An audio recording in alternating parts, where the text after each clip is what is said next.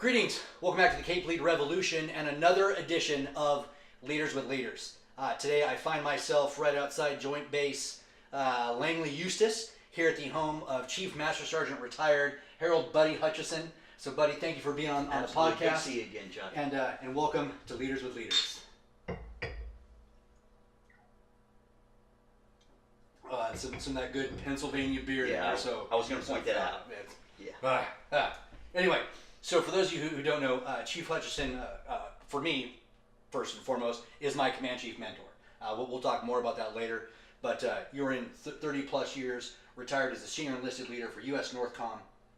And, for those of you who don't know, as far as an enlisted person in the United States military, aside from being your service-specific senior enlisted person, like for us, Chief Master Sergeant of the Air Force, Chief Master Sergeant Khalith Wright, there are 10 senior enlisted positions, and you are absolutely one of them.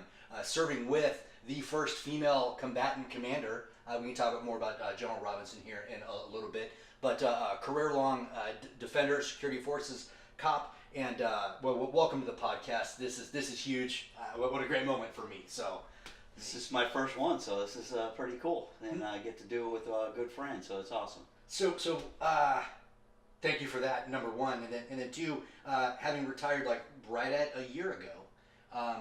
What do you miss most about the Air Force, and what are you happy to be able to do on your own? Yeah, it's like everyone, I think I miss the people, right? It's when you look back at your career, and that's pretty much all you did your whole adult life. For me, I was in 33 years, and you miss being with folks that have a shared common goal and objective and purpose. And I really miss being around folks that wear the uniform. I've enjoyed this new phase of my life. My wife and I and our kids have been able to spend more time together and do things and be able to travel a little bit. But it was a good ride. I miss the people. I stay in touch with a few folks, and it's nice to connect every now and then. So yeah, it's awesome. You bet. And so it's so funny. So probably the best place for me to start selfishly is how you and I met. And prior to you going to Northern Command, you were the Pacific Air Force's command chief, and so you were my boss there on PACAF staff as when I was the MAGCOM functional manager for the Air Force TACPs inside the Pacific and/or now Indo-PACOM area of responsibility. And it was really weird because I made chief there, SODON chief there, was able to go and really throughout my career, with the exception of just a handful of times, Chief Master Sergeant Jeff Cooey. Yeah, good friend of mine. Was out at Fort Bliss, so he was the first command chief that I really met and got a feel for. Hey, these command chiefs are actually pretty good dudes. Back when he was the command chief with then Colonel, now Lieutenant General Jeffrey Harigian, and so I got to have dinner with those guys. I'm like, wow, this is kind of cool. But even then, I just thought he was a cool guy, and then I never got to work with him, on an extreme basis. I got to work with you, and the cool part for me was, as senior as you were in the Air Force, mind you, I didn't say old. Thank you. But just seniors, like you had a very, very fresh perspective about, let's just let go of the what I would call the blind adherence to legacy bullshit, and you just wanted to do what was right for the Airmen. So have you always been like that, or was there somebody who helped mold that mindset in you, or what allowed you to have such a really open and honest understanding of what had to happen? Yeah, I just have this thing where from a very young age, folks that I worked for and with always were just so down to earth and just really wanted to get to know the people.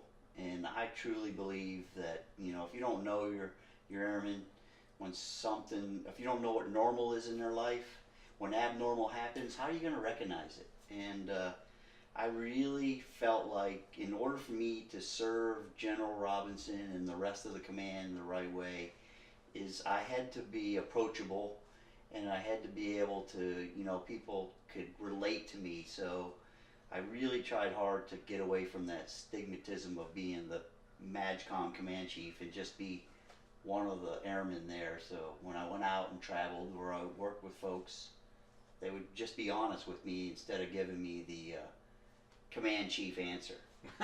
Right. Yeah. You know, it's funny, and I had a conversation with Chief Frank Batten, the Air Combat Command Chief.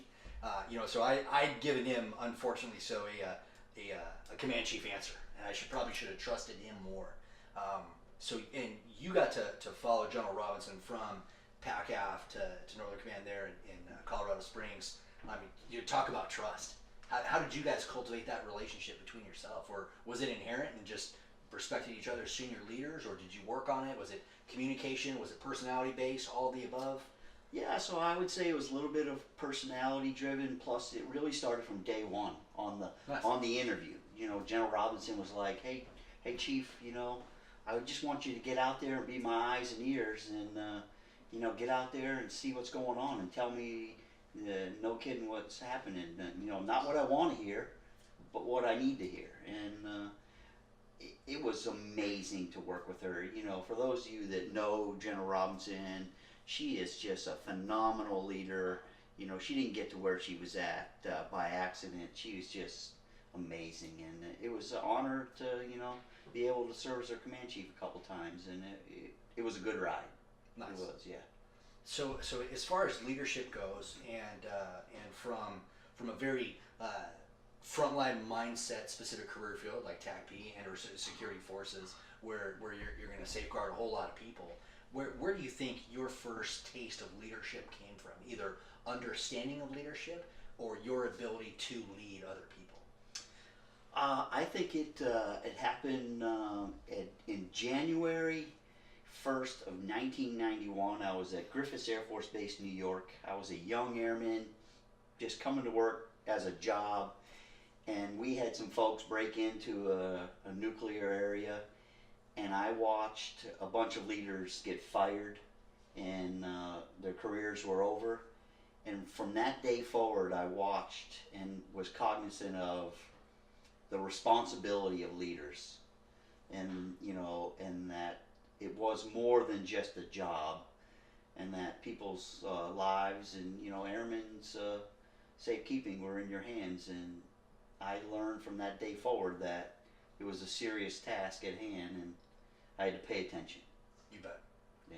So with that, do you have any distinct, let's call it mentors or inspirational folks that help put you or keep you on the path to success in your Air Force career? Yeah, so, you know, I get asked that a lot when I was out and about, and honestly, I call it my band of brothers. It was my 7 or 8 close friends that we all grew up as airmen together, and I learned from them the right things and the wrong things, and way to do things, more from them than I did a lot of other people throughout my career, because they taught me from the very beginning. And to this day, we still stay in touch. And I said this very thing at my retirement last year, where the Griffiths boys, that's where we're at, Griffiths Air Force Base, we're all in the front row, alongside the other generals on the other front row, because quite frankly, they were an important part of my career, and they really taught me from day one the right way to do things. You know, there were some wrong way to do things along the way too, and they were self-correcting as well. You know, I got beat up and mentored by them just as much or harder than I did some of my bosses along the way when I did things, you know, not the right way. So perhaps for some of our young listeners, maybe some of our young airmen who may be watching this, what would your advice to them be based off of that? Based off of, it should be like a pretty good mix of look to your formal leaders, and then also some of your referent power leaders inside of your organization for inspiration and seeing what awesome looks like? Yeah, so I think it's important to find those folks that are, in your view, the right people, meaning what they do, how they carry themselves, the way they do things, not so much as what they say. You know, I've seen a lot of folks say things just because they think it's the right thing to say. But I found that folks that I look up to and they inspire me are folks that they didn't tell me what I should and shouldn't do. They showed me what I should and shouldn't do. and I thought that was really important. So with that, you come from the largest career field in the United States Air Force, thousands of security force personnel, inside the Air Force. How do you find success in that type of environment? There's so many people there. Yeah, so I think success happens at all levels. I think that you can be successful as a young airman, and you could be not so successful as a NCO. You gotta continue to make sure that you carry yourself and do the right things. I saw many airmen that were very good airmen, but weren't very successful NCOs, and vice versa. I saw some folks that weren't very good airmen, maybe me on occasions, that were successful NCOs. So I think you have to continue to grow and develop and make sure that it's a continuous area of improvement. I think that ends up being a phenomenal point, because I've kind of said it for years. I've said it in two ways for people inside my career field. I've had to explain, like, hey, this guy's a great TAC-P, but he's a horrible airman. I think that those are those two distinct things, and that also kind of carries over into, a lot of people complain that we're in a one-mistake Air Force. I don't think we're in a one-mistake Air Force. You may be a one-mistake airman. Yeah, I think it's a one-crime Air Force. Agreed. I think it's a one area where if you commit something that's not a mistake, I think it very well could be a one mistake Air Force for certain things, right? You bet. Yeah. But I think our Air Force is very tolerant of people learning. There's a difference between doing something to get ahead and doing something just because you made a mistake. Right. Yeah. Right. Now, as far as grooming, growing, and developing people, we kind of mentioned a little bit before the cameras were rolling, is that long gone are the days where we can kind of crack a beer and have some mentorship outside of the confines of the workplace. That's a crime, isn't it? Yeah, and I think I got asked that a lot. I think as the number of housing units went down and a lot of other things that played into the clubs not being as popular as they were, and folks getting busier and busier. People wanted to spend time with their families, so we did kind of go away from those ceremonies or those events. But I will also tell you, I got more mentoring and guidance and development in the club as a young airman than I did probably on duty. Right. And there were many times in a club over a soda, over a beer, over some alcohol, or some water. Right. On the golf course or something. I got a lot of mentoring there versus being at work, because at work you're just busy going and going and going. So I think there's some value into getting the team together outside of the work environment to do two things. A, socialize and mingle, but two, it goes back to what we mentioned earlier, is about if you don't know what normal is in your airman's life, when abnormal happens, how do you recognize it? You bet. Yeah. And I think that's a phenomenal point. I think with technology today, there's so many airmen, so many people that can still interact with each other from home, through video games or social media. They don't have to be in the same room to have these interactions. So that's kind of taken away that environment. And what I loved was during Chief Jim Cody's reign as Chief Master of the Air Force, he did that article that said analog leadership in a digital age, paraphrasing, but said, hey, we're losing touch on that human contact, that we're not leading robots or these mindless warmongering drones, that you need to see the human behind the stripes. So what would you like to see more of? Like if you were to come back in, you're going to go to a base, be a command chief again, like back there, like the good purity of being a command chief. What would you want to see more of to facilitate? I think a little bit more time together, face-to-face communication, right? And not all calls, right? And not where, 90% of the audience is in receive mode, listening to some old guy or gal up there, telling them, I really think, as you socialize and you work with each other, the more time you spend with each other to, bond, I think that's a lot better. I think part of our problem with one of the many problems with our suicide situation is a lot of the experts say that those that have tried or committed suicide felt disconnected, right? Weren't part of the organization. Didn't have anyone to talk to, couldn't talk to. Yeah, exactly right. So I think, more of that may help in that aspect. I absolutely agree, and specifically agree on just rather than having an all call where we sit around, we share our perspectives as chiefs or command chiefs that whole time.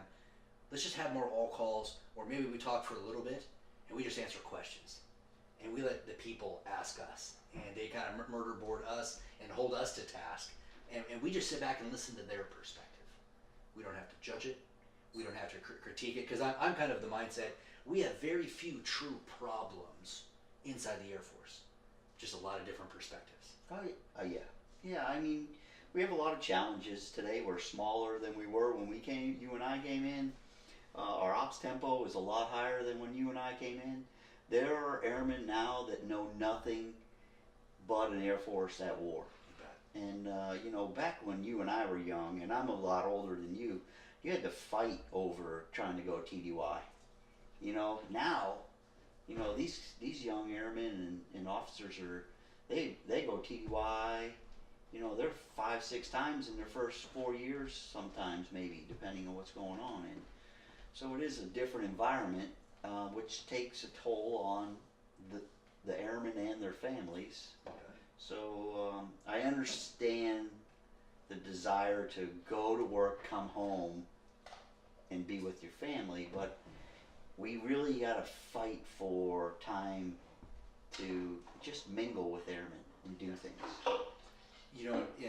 It's funny that kind of goes back to, I have a concept of loyalty, is that while I personally believe that while, yes, you didn't raise your hand, say I will be loyal to the United States of America and our Constitution, and absolutely I'm willing to die for it, I think that loyalty tends to waver from time to time for a lot of good reasons. Like, when my wife was getting ready to give birth to our first child, if they just sent me on a short notice deployment and didn't communicate why, and hey, maybe we try to send other people, we try to be here for you, I'd probably be a little bit disgruntled and or pissed off. Yeah. And so, loyalty does not mean you can't question or you can't be human along the way. Right. And I've seen a lot of leaders like, hey, this is how we do it. Like, no, you signed your name on the dotted line. This is a volunteer Air Force. You're going to go out and do this because you signed up to do it. I think that's the wrong answer. Yeah, I think if we spent more time explaining hey, this is why, or this is, the reason we have to do this, Agreed. Versus just saying, hey, it's the way it is, too bad, suck it up. I mean, there are occasions when you have to do that, but I think that's far and few between. I really believe that. I will tell you, as a young airman, and if I'm in a uniform, I picture myself in a uniform, your name tag is here, right, and your U.S. Air Force is over here. For the longest time, what was more important was this side of my uniform. And I valued me more than I valued this in an aspect. When I finally realized that I was part of something bigger than myself, I valued this, and this was important. Right. And so I'm not, and that'll waver back and forth. It's a balance. Throughout time, right? It's a balance, and but I see folks that it's never about this, the United States Air Force, and it's all about this. Right. And I think when it's all one-sided, like I was as a young airman, you won't be as successful as you should be or could be in a career. Agreed. And so the minute you sign up, for the U.S. military, for any military, service is sacrifice, and so that's one of those things. But just because you did that and signed up to sacrifice does not mean I need to beat you like a rented mule 24/7, 365. There's still a conversation to be had with our leaders, and a lot of times, perhaps take it outside the confines of the work environment, and just, heaven forbid, two human beings having a conversation. Yeah, I mean, it really goes back to, let's just talk, and let's we're both wear the same cloth, and let's just talk to each other like human beings, and what's on your mind. And heaven forbid, a Steelers fan and a Browns fan can sit down, share a beer, and maybe find common ground someplace. That could be. It might be more difficult as the years come along, as the Browns start to win. Yeah, true. Yeah, but then, in the time being, you've had to sit and talk to a loser Yeah. for all these years. But 2019 could be good for Cleveland Browns. So let's hope not. let's No. So, speaking about family and everything that kind of goes along with it, I know Chief Wright, General Goldfein have really been pushing work-life balance, the 2-10-5-7, 2 hours for you as a human being, getting right with you, do what restores your soul, 10 hours at work, 5 hours at home, disconnected from work, and then 7 hours of sleep. So for all your command chief jobs, and then with the last two, being senior levels of the United States Air Force and the U.S. military, what did you do for your work-life balance to keep you grounded and stuff that restored your soul? So I'll be honest, I was way out of whack, and rightfully so. The chief and Chief Wright attacking this, because what I find quite frequently as I went around in my last couple of years is the very senior folks were way out of whack, and the very young folks were way out of whack, because they also had to work a lot and do all these things. And so yeah, in an ideal situation, I think there are times where you have to give more than you get, and hopefully that balances out. But I think it is an absolute thing that we need to get at. We need to get at trying to put more balance into what I would call our families. Sure.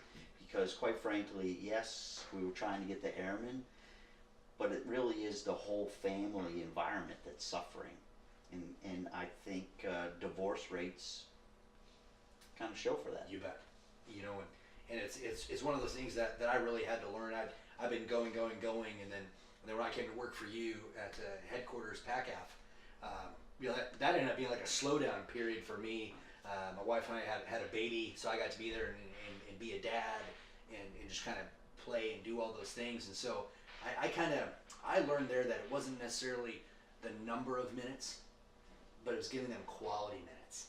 And I learned to not give my family, it's not because I can only imagine your schedule, but I saw my schedule, I did everything throughout the day. Then when I was done with my schedule, I went home and then I got my family. Now I make a date with my family. Yeah, it's purposeful. Yeah, I would tell you, and my wife and kids would probably tell you, I wasn't the model to emulate in this situation. But we didn't grow up in that environment. Yeah. My BlackBerry was checked quite frequently, and my wife usually had to put me in check on when we were on vacation, when to use it, when not to use it. Quite frankly, my wife will tell you the best vacation we ever had was day one. I went in the pool with my government BlackBerry by accident.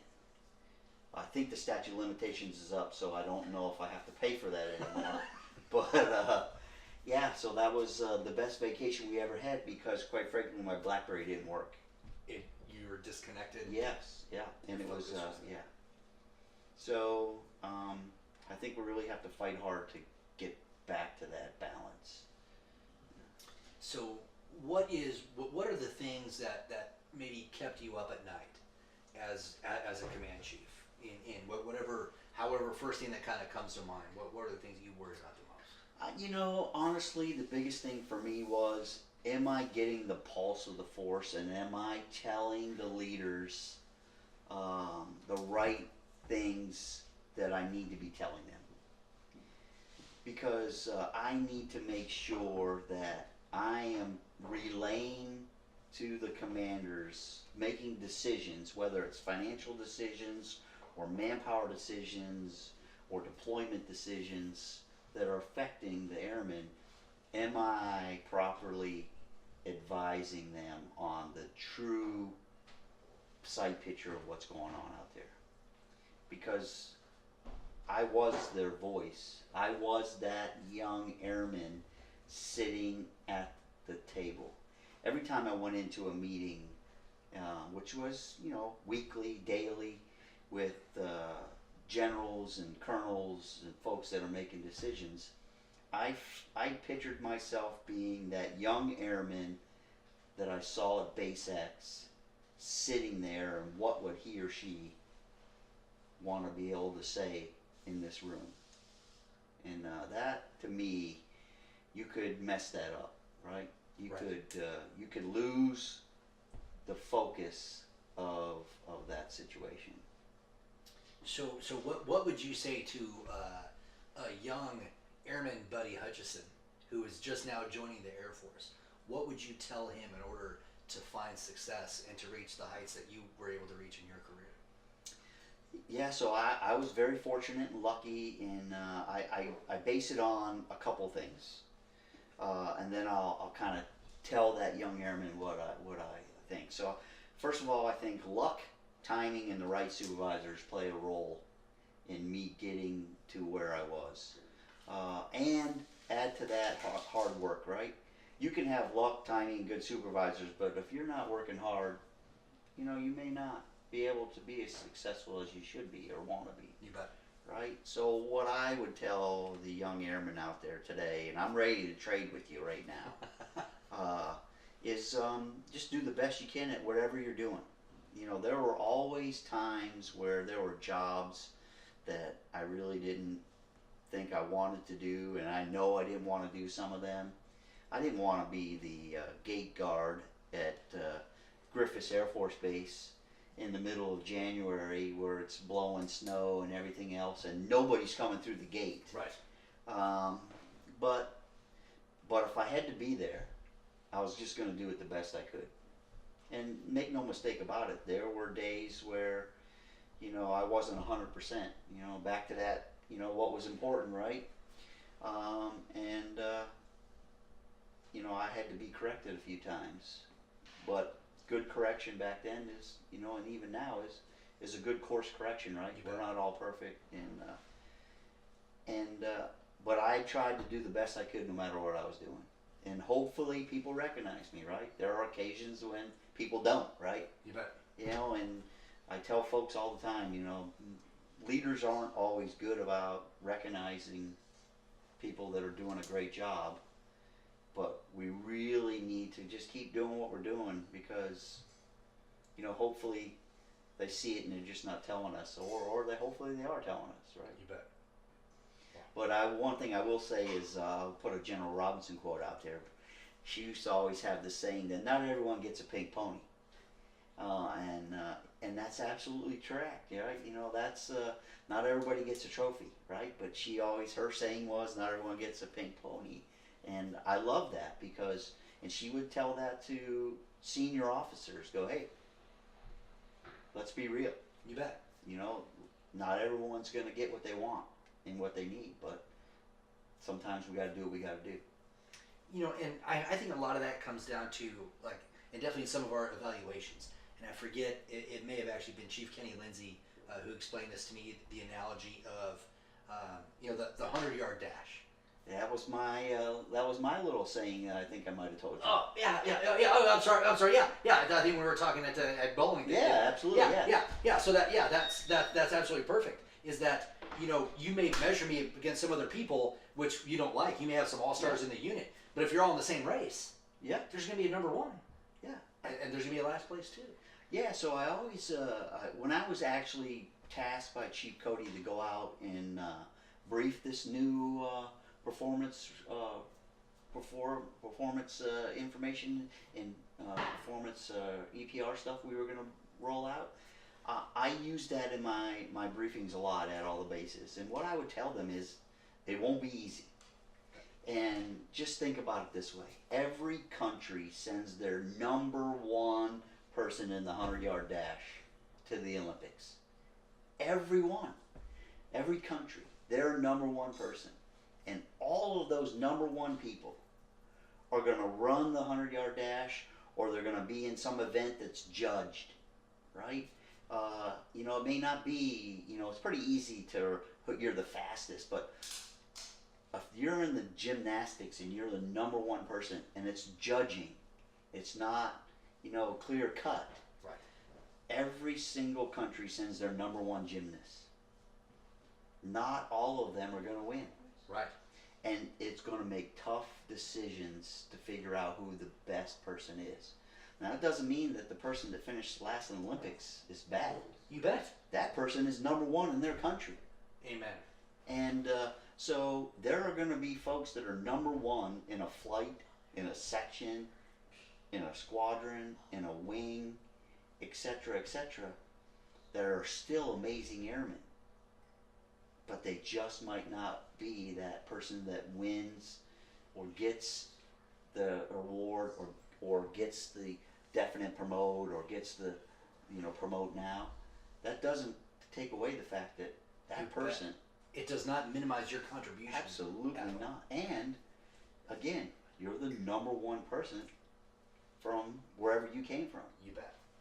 You know what, and not to switch metaphors, right, but obviously you'd have more experience with this analogy than I do, but when it comes to Super Bowls, right, so when I tell people the thing that's going to help make you successful is Super Bowl preparation with Hall of Fame dedication. Oh, absolutely. And it goes back to what I said. Just do the best you can at wherever you're doing. Right. And hopefully a little luck, timing, in the right place at the right time. It just may be. I'm a C-average student my whole life. I think about some of the things that I've been able to do and accomplish. Man, I'm just a C-average student, man. I just got lucky at the right place at the right time and worked hard. Talking about that as far as being a C-average student, I am very happy with the way the Air Force has corrected in the past few years about getting back to what's important for our performance assessments. Because I think we saw it for years where we would exalt significant self-improvement and community involvement over everything else. But I think we've gotten back to it.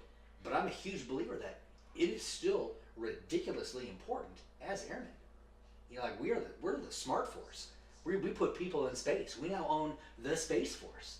Right? This is what we do. Our operations are not just dropping bombs. It's dropping humanitarian aid. People picking up from earthquakes and other natural disasters. This is who we are as airmen. And all of a sudden it's too much for me to ask you to take some school or volunteer on the weekends to help your fellow American? Are you kidding me? This is still, it's a part of who we are. Yeah, I think you need to be well-rounded, right? I think, I tell people all the time, when I was the PACAF command chief and I had my first interaction with a lot of international senior enlisted leaders or international partners, I think back to the day when I was in charge of cleanup from mile marker 7 to 10, and I had to work with the safety public people, and I had to work with the police department, and I had to work with the folks where we were going to drop the trash off at, and all those things. Yeah, it was a menial task, and I was volunteering, but it taught me how to interact with folks outside of my organization, and how to communicate, and how to talk, and how to do these things. So fast forward 25 years later, I'm the PACAF command chief, and I'm working with folks from Indonesia and Australia and Korea and Japan, and it was just about communicating and interacting with those folks. I mean, that's a far-fetched analogy, but I really think it taught me. Those things teach you different things, and as you go to school, when I went to school, again, I didn't want to go to school, man. I had a chief tell me, hey, if you want to get promoted past the master sergeant, you might want to go to school. And so that's when I said, okay, I guess I'll have to do that, right? But I look back at what I learned in school, and it taught me how to organize, and it taught me how to, critical think, and all those things that made me a better person. You bet. you know, it's you know, having taken school, and you're an Arizona State graduate, so that's nice. So I'm getting ready to retire and go do that and fear the fort. For those of you who don't know. So as far as the education, the progression of the enlisted corps, one of the coolest things that I saw during my time on PACAF staff was the position that Chief Brian Bowers held. And I just kind of want to talk about Brian. You know, yeah. Number one, about his job, and number two, kind of what he's going through right now. So ironically, I just sent Brian a text today. I booked my ticket for his retirement ceremony on the 22nd of March. Nice. Yeah, and so I credit Chief Roy for creating those positions. So basically, for those of you out there that don't know, is Chief Roy felt that international engagement on the enlisted side, which forever never happened, right? Right. He created 3 positions, one in PACAF, one in UCOM, and one in the Pentagon, to kind of help do international relations on the enlisted side. You bet. And quite frankly, almost all of the services are organized and manned the same way we are. You know, most of the services are enlisted heavy, right? You know, 80, 75, 80%, you know, they have the same number. So it's important to develop our international partners' NCO capabilities and their airman capabilities. So those positions played a critical role in helping our partners in creating and learning from each other. You bet. Quite frankly, there are a lot of things that we put into BMT with Airmen's Week and stuff back when we did that we learned from watching what the New Zealand Air Force and Australian Air Force were doing in their basic training. Wow. Yeah, so I think there's a lot to be learned. So Brian was the first one there, the second one there in PACAF in that position, and he did a phenomenal job. Hence the reason why he got promoted to chief. But Brian, you know, is dealing with some health issues right now, but he's just like he did in those jobs, man. He's a warrior.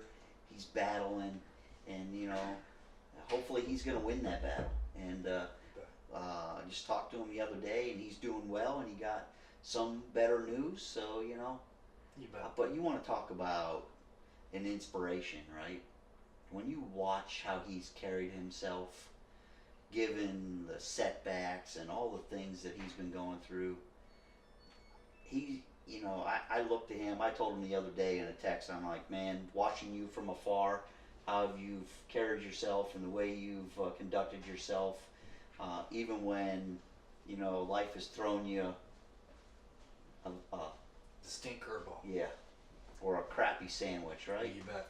Yeah, man, I tell you, you know, I love to go to a lot of people's retirements, but it's just very difficult, right? Life happens, but my wife and I talked last night, and we're going to be there. I'm going to be there because, quite frankly, you know, watching him go through what he's been going through, and him helping me with the international engagement piece in Hawaii,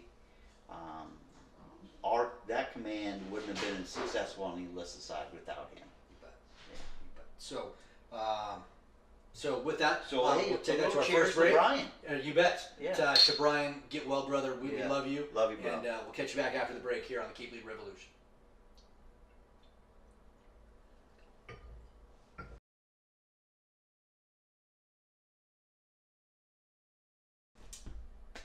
Welcome back from break. This is Chachi back here again with Chief Master Sergeant Retired Buddy Hutchison. Obviously, you got a little bit of refreshment here, some Truth Lube. You know, as this happens, so obviously we're gonna have. I want to remind you, Pennsylvania beer. It's not Great Lakes Brewing Company. No. But still good. Yeah.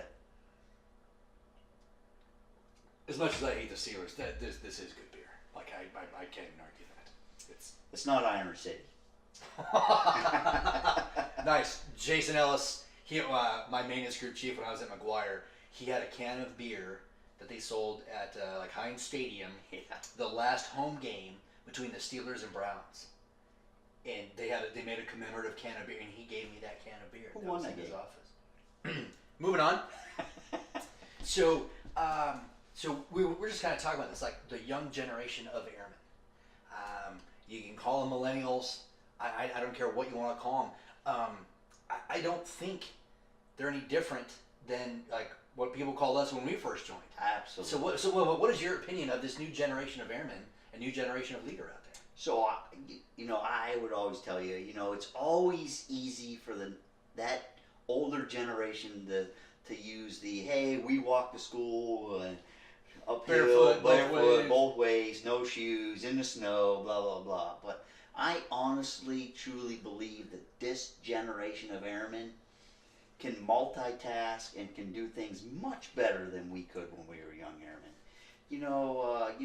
My daughter's 16 years old. I can come home and see her, and she's doing homework with the TV on, on the computer, and on the phone, all at the same time, and she can multitask all those things and do things that I couldn't do, right?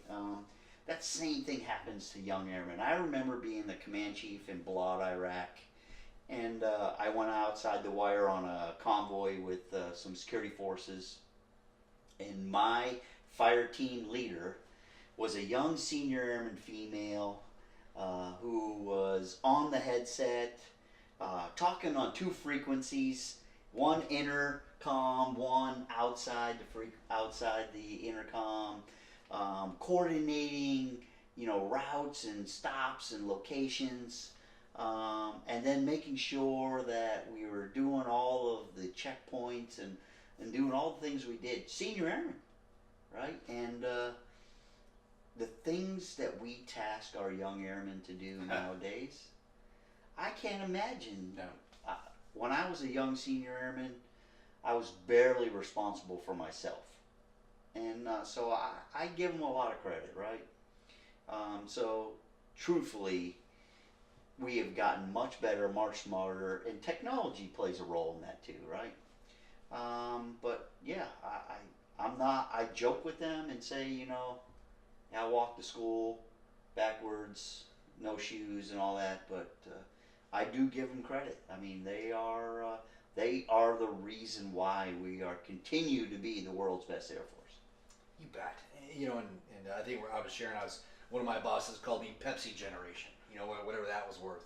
And then I didn't know what hard was, and I didn't have to suffer, and I didn't do this in the field, or I didn't have to do any of these things, or I didn't have to learn this field task. And like, well, shit, man, like we're smarter Air Force now. Yeah. We don't have to wage war that way. It's not that they can't do any of those tasks. Right. They just don't need to do those tasks anymore. Yes. And it isn't a product of their laziness or anything else. And people want to bash millennials like they've never been told no, and they always got a trophy. Well, I do agree that they probably all got trophies. They probably got trophies, but that's probably our fault. That's our generation's exactly right, fault. right, exactly. They weren't begging for trophies. Correct. We just didn't want to hurt their feelings. Exactly right.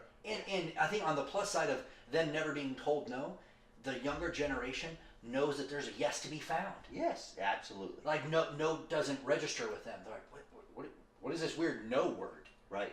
They're gonna find a yes. Yeah, and I think that's part of the thing with leaders is we really have to dig down deep to ask those questions, that there might be a better way to do something, right? It can't always be this way we've always done it. Right. And go, no. I mean, there are times, when you're at war, it's probably not the time. And you're out there on that convoy I was just talking about, probably not the time to figure out if something's a better way to do it, right? Right. But 90% of the time, 80% of the time, there's probably times where we really need to focus on trying to gain that information out there. One time, General Robinson and I were on a visit to Japan, and these low altitude, low cost, I'm going to mess it all up, so please forgive me, but there was these parachutes that this young airman created, how we could create these parachutes. The cost lost money, were more efficient, all these things. And it was a young senior airman, right? It's not generals and colonels and chiefs and people coming up with these ideas. It's the frontline experts. Yes. Who are in the trenches. And I could use that analogy all the time. Another time in Japan, actually, ironically, same thing. There was a young airman, A1C or senior airman, same thing. Figured out how to fix the inflatable rafts that come out of the planes. At one point in time, we had a problem with the reliability of these inflatable rafts, and he figured out a way to fix them and a way to do something with it that, okay, now they're going to work. And, you know, it wasn't some general or some chief that figured that out. You bet. Yeah, we need to, but the hard part is for old guys like us to get away from I know it all, to tap into that. You know, that's one of the things I said is, yes, I came in as a 2-striper because I'm a 6-year sucker, but so I came in as 2-striper, and then so I've known every rank since then. But here's my thing is, just because I've worn 2 stripes does not mean I know what it's like to wear 2 stripes today. Exactly. And I think that's what a lot of, I don't want to say senior people, but I think just a lot of old people, we just don't acknowledge that. Yeah. Like, hey, I've done that. It's not like I haven't been in your shoes before. I've been in your shoes, but it's a whole new track. Oh, absolutely. Whole new track. Goes back to what we were saying earlier. I mean, when I was an A1C senior airman, I mean, the TDYs were to England and Germany, and you know, you just went out there and hung out, right? Now, today, A1Cs are out there in a convoy in the middle of Iraq. Hacking that mish. Yeah. Going, I mean, so it is a different. You bet. You know, maybe it'll go back. Maybe there's a day and age, hopefully one day, that we're not at war, right? Maybe we go back to the era where you and I were, when I was young, where, you know, TDYs were far and few between. And you fought over them, right? Yeah. And they those, were to those like, were the good yeah, deals. and they were to good places, right? You know, not you going to, you know, someplace in the middle of in Iraq in a fob where you can't even hardly communicate with your family, you know. So You bet. yeah, we've come a long way, and we didn't do that because some colonel or general or chief figured it out. You bet. It's these young airmen, their blood, sweat, and tears. Yeah. That are doing that. Now, having said that, having come to the defense of the younger generation, there just seems to be a natural hesitancy for them to speak up, and closed mouths don't get fed. Yeah. You know, and so please, we need you to speak up. If you haven't talked to your local leadership, even your wing command chief, shoot that person an email. Whether he's a good dude, whether she's an awesome chick, shoot him an email. I guarantee, like, you're going to get a response. It ended up being that easy. I could get on your calendar, and I got on your calendar normally within a day if you were in town, and absolutely within a week. Your execs carved out 30 minutes time for you and I to have a conversation. Yeah, that was usually when Chachi came to tell me I was screwing up. Hard no. But I remember, but it ended up being one of those things where anytime that you called up, you're like, hey, I need to see you in my office. Phew, 30 seconds I'm there. I worked right above. One of the worst things that ever happened to me was getting called to your office when you informed me that one of my TAC team members had committed suicide. Yeah, I tell you, man, you know, as leaders, there's some difficult times, right? You know, I think about some of the most difficult times in my career is, you know, having to deal with that kind of stuff. One of my biggest challenges is when we lost some folks in Iraq, right?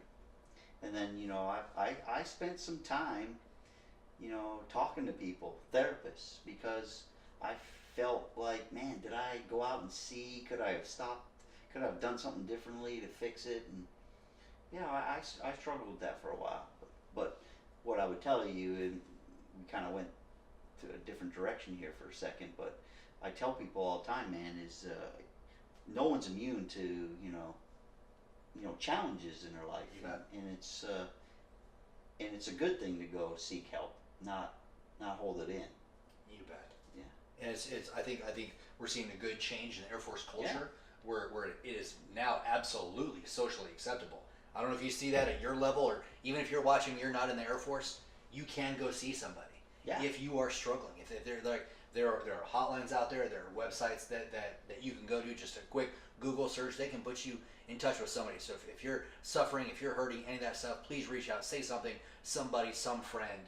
You know, we have a lot of agencies. Yeah, so you know, it's ironic. So I had a fellow chief tell me, "Man, I can't believe you go to mental health in your uniform with your command chief stripes on." I go, "Hey, man, I purposely do that. Yeah, I could easily change clothes and go over there, but I want people to see, I'm not flashing it out there, but if someone sees me go in there in uniform and saw me go to my appointment or sit in the lobby, there have been many times where I think that people thought that I was there to, escort somebody or do something, right? But no, I was filling out the form for my appointment. You bet. And I went in uniform, and I had a couple friends that were senior folks that didn't go in uniform, and that's their own prerogative. I'm not saying it's wrong of them, but I personally made a choice to go, no, I'm going to go in uniform because I want people to understand that it's okay to get help. To be human. Yeah, absolutely. To be human. Yeah. And that's, just go out and seek help. But, like I spoke to Chief Shane Wagner earlier this week as he battles some of his post-traumatic stress, as he's recovering from alcoholism. And if you haven't seen that yet, tune into Leaders with Leaders, episode 5, I believe it is, with Shane Wagner, and you hear some of his stories. So that as a command chief, he went to rehab. Yeah. He sought counsel. His leadership supported him, and he's back at work doing what he needs to do. The Air Force was okay letting him getting help and getting seen and getting better, so he's better for his family. And the bottom of that is he's better for the Air Force, right? But he was right with himself first, and then his family, and then lastly the Air Force, and he's on a phenomenal road to recovery and just awesomeness. Yeah, we all struggle. There's points in our lives where we're dealing with something, and we all go through something that is challenging. You bet. And sometimes those challenges require you to talk to someone, whether it's a friend, whether it's a family member, whether it's a professional counselor, whether it's a supervisor. We all go through that. You bet. And if you happen to be in the Colorado Springs area, you can talk to my therapist, Major Candy Burke, Berck. Look her up. She helped me through my struggles downrange and really got me on my own personal road to recovery. So I'm one of those people as well. And so going back to a different, probably like positive topic, right? So we'll get away from some of the bad stuff and completely off the record. Yeah. Oh boy, here we go. We have seen some phenomenal changes both inside the United States Air Force and the Department of Defense. So whether it's a relaxation of the tattoo policy, whether it's changes in uniforms inside the Air Force, adjustments to our promotion and our performance report systems, we've seen tangible evidence that General Goldfein and Chief Wright are not only listening, but they're squinting with their ears, as they're very fond of saying. So we've seen great growth. What are some of the things that you personally would like to see change from here? Oh man, I try not to be that retired guy that continues to, tell the new leaders today what they should and shouldn't do. But honestly, I've sat back and watched from afar all the things that have been going on, and I've agreed with almost everything that this new leadership has come out with. Some of the things we've been working on for a while, it's interesting to see some of those things come to fruition. Because most folks go, "Oh, it just came out," but we've been talking about some of that for a while. We've been talking about no testing for senior NCOs for a while. We talked about changing uniforms. That seems like every leadership team deals with that one. And some of the PME changes we've talked about along the way. So it is nice to see some of the things that we were talking about finally. Let's stop talking about it and do it. You bet. Right? I'd hate to say what we'd want to do. Maybe change the age limit to allow some of us old guys to come back in. And or allow people to serve longer. And again, for me, it's one of those. So number one, kudos for not taking the bait. Yeah. So that was very, very, very nice. So for me, it ends up. To me, a lot of it comes down to the cover discussion. On whether I don't know if I should have to wear a cover every day. So you know what? Okay, I want to I want a mulligan. Okay. So yeah, I agree with you, right? So I like my hair. You know, I don't like putting a hat on it. That's one of the things I don't miss from the military. So yeah, if I was king for a day, I think we should get rid of all those hats and only have them during ceremonies or during formal events. You know how much money we would save, right? Why do we need a hat? And you and I are both beret wearers. Yeah. And very, very proud of our berets. I'm not looking to hang up my beret or get rid of my beret. Right. But I think there's conversation to be had that, again, contemporary American society, we don't wear hats anymore. Yeah, I mean, I got a beret in my shadow box right there. And I cherish the beret, and I agree. But, yeah, if I was king for a day, let's just stop wearing the hat, man. You know? I mean, quite honestly, you know, when we're in a combat zone, we're going to wear our helmet. I get it, right? Right. Or if we're somewhere else, yeah. So, the answer to your question is, because you made me think about it, I would get rid of the head cover. You bet. In a second. Yeah, and you know, and so I guess, and for me, it's probably like a hats and beard thing, right? Because when I'm back at home station, like at Fort Hood, I'm not issued a chem mask right now, right. So I shave every day. If we got chemmed at Fort Hood right now, the only thing that would happen is I would die a horribly grotesque death with a cleanly shaven face. Yeah, so you know, as you can tell out there, I have a little bit of hair on my face, but quite frankly, you know, like every retiree, I've gone through that phase of growing a beard, but for me, I couldn't. I shave quite often. Right. So. Right. You know, and so I'll preface all these answers to where if you're listening and you're in the Air Force, it's just not that simple. For a lot of things, there's, you know, as far as hats and beards, there's a lot of second and third order effects, right? So this is in the utopian society that Buddy and Chachi could possibly shape here over a couple beers. Yeah, exactly. That's where it comes. So so that wasn't a jab at anybody, just two dudes spitballing here. But you know, for the last question before we end this episode of Leaders with Leaders, how did it feel hanging up the uniform? Oh man, so it was one of those happy, sad kind of things.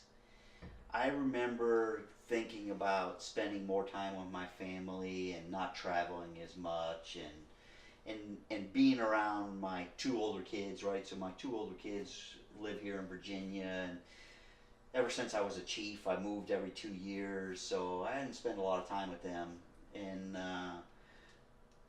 so it was time to pay them back, right? You bet. And so that was a happy moment to go, you know what, I'm home now, and I'm going to be with my family. You'd be a husband and father. Yeah, exactly right. But I do remember when they were going and they said, attention to orders. And I had to take a deep breath, man. And that was the first moment that kind of tears welled up. And, well, I'm a security forces guy, so, you know, I wasn't crying. My allergies. My allergies, my allergies. Bad in February. Yeah. Allergies were kicking up. But I remember that moment distinctly thinking, man, attention to orders. And when they started reading into it, man, it's the only thing I've known since I was 18 years old. I was part of something bigger than myself. And from that moment on, man, I was not going to be in the Air Force anymore. So, you know, I was like, man. Yeah, so, it was, I miss it. I miss the people. But it was time to me to move out of the way and let, you know, leaders like you, you know, go on and do bigger and better things, right? You know, some of the folks that I look up to and admire and mentors and stuff like that were folks that came before me, but it was time for them to move on and allow. So there comes a point in time for all of us to, you know, get out of the way. It's not easy, man. Not easy, man. You know, moving out of the way when you enjoy what you do and you love what you do and you feel like you're making a difference is not easy. You know, they were willing to let me stay a little longer, which I was grateful for. But it was time to move out of the way and let folks like you and others, You bet. you know. So I'll end with, man, it's good to see you again, man. I consider you a brother, but also like a son, man. When I was able to tell you that you were on the command chief list, I can't tell you how happy and proud I was. And to go see you do what you did, man, made a world of difference to me, man. Watching you be a command chief was more fun than me being a command chief, because, you know, I consider you one of my young disciples. I appreciate that, and you know, to be one of your friends, but for you to be one of your protege, for you to be my mentor, to put me on that path, and to still communicate with me and help shape who I was as a command chief through all that, and just help me find my chief legs, my command chief legs, and a lot of it just my Air Force legs from all the time I had with Army. It was an absolute treat. So I appreciate your time. Thank you for being on my podcast. Thank you for your friendship, your mentorship, and I look forward to seeing you a whole lot for the rest of my life. Absolutely, my friend. Good to see you. Thanks a lot. Good seeing you, buddy. So, cheers. Cheers. And we'll catch you here next time on the Cape Lead Revolution.